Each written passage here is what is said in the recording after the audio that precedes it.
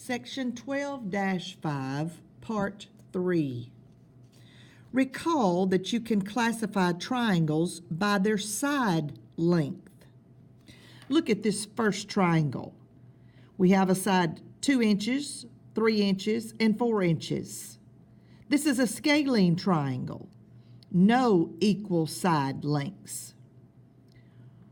I have all of these sides are different lengths, therefore when none of the sides have the same length, it is a scalene triangle.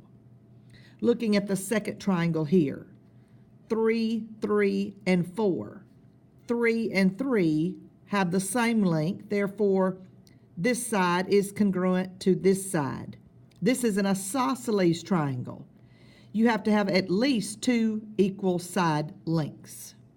So when you have 2 or more, it is an isosceles triangle. And look at the third triangle. All 3 sides are 3, 3, 3. All 3 sides are congruent. We call this an equilateral triangle. 3 equal side lengths. So next, I want us to look at this example. Looking at this example here, classify each triangle by side lengths. Classify triangle PQR by its side lengths.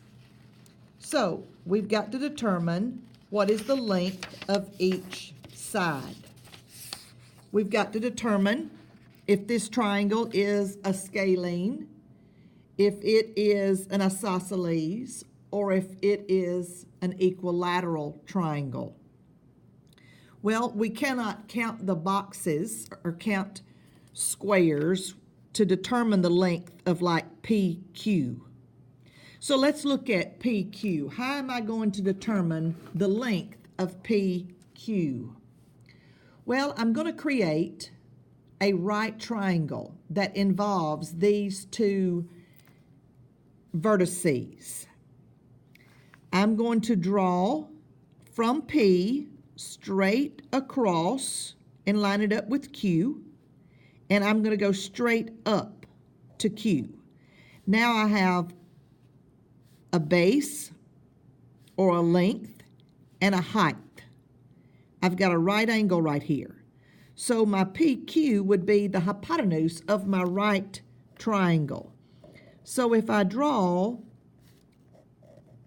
this figure over to the side, what is the distance from P to the right angle? Now we can count our boxes. 1, 2, 3, 4, 5, 6. Therefore, this length is 6 from P to the right angle. And the length from the right angle to Q is 1. There's 1 unit. So I have 1, 2, 3, 4, 5, 6 units and 1. Now let's use the Pythagorean theorem. And therefore I would find PQ, which I'm going to let be C, which is the hypotenuse. So I have 1 squared plus 6 squared equals 2C squared. That's 1 plus 36 equals 2C squared. That's 37 equals 2C squared. So I know that when I take the square root of both sides, that C equals to the square root of 37. So I'm going to leave that. I know the length of PQ is the square root of 37. Next, let's find the length of QR. Q to R. So what I'm going to do is I'm going to draw the vertical and horizontal length between Q and R.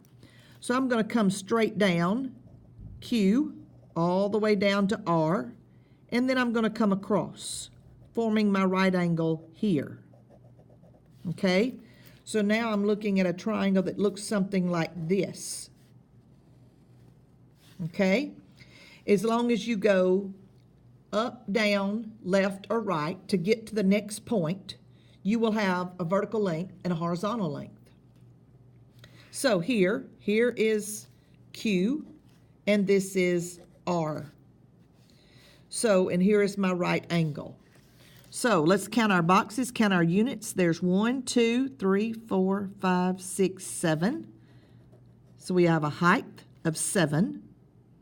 And 1, 2, we have a base of 2. Okay? So I'm searching for the hypotenuse, which is QR. So let's use the Pythagorean theorem. I have 7 squared plus 2 squared equals to c squared.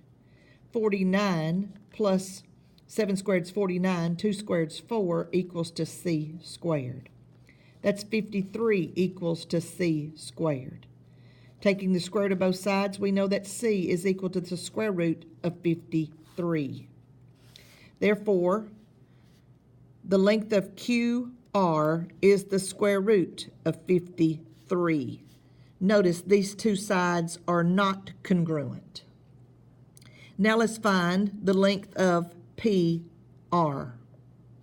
So I'm going to start with R. I'm going to go left and line it up with my P, and then I'm going to go up to P. I could have gone down and to the right, would have been the same thing to create my right triangle. So from P, I have to come down 1, 2, 3, 4, 5, 6. I have a height of 6. And 1, 2, 3, 4. There I have the base being 4. 1, 2, 3, 4. Okay? So I'm looking for PR. So I'm going to draw that right below here. So I'll have plenty of room. Here's my right angle. This side's 4, this side's 6, and this is, PR.